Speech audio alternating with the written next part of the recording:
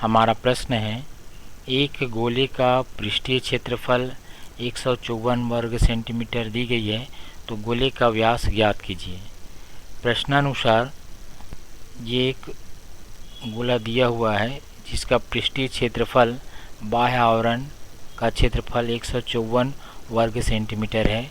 इसका व्यास ज्ञात करना है। तो इसका व्यास ज्ञात करने के लिए सर्वप्रथम हम इसकी त्रिज्या ज्ञात करेंगे। त्रिज्या का दुगुना करने पर हमें व्यास प्राप्त हो जाएगा।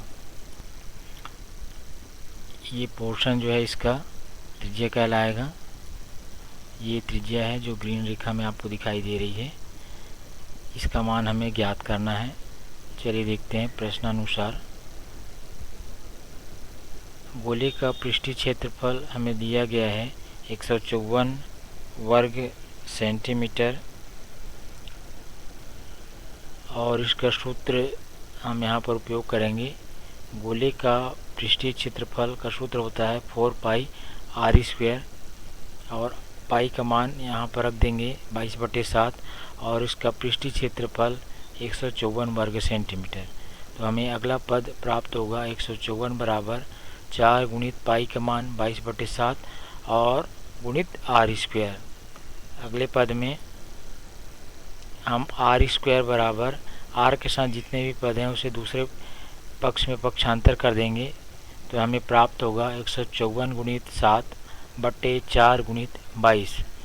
इसे और सरल करने पर हमें प्राप्त होगा आर वर्ग बराबर 7 गुणित 7 बटे 4। यहाँ से चूँकि हम त्रिज्या आर का मान निकालना चाह रहे हैं तो दोनों पक्षों में वर्गमूल ले लेंगे। तो यहाँ से हमें आर प्राप्त होगा और यहाँ से 7/2 प्राप्त होगा। इसे हम लिख सकते हैं अगले पद में आर बराबर 7/2। दोनों पक्षों में वर्गमूल लेने पर हमें ये परिणाम प्राप्त हो जाता है आर बराबर 7/2, जो कि दिए गए गोलीय पृष्ठ की त्रिज्या है। अब हमें इसका व्यास निकालना है। तो हम जानते हैं व्यास त्रिज्या का दुगुना होता है।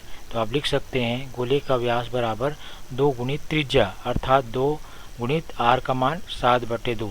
तो यहाँ से 2 और ये 2 कैंसिल हो जाएगा।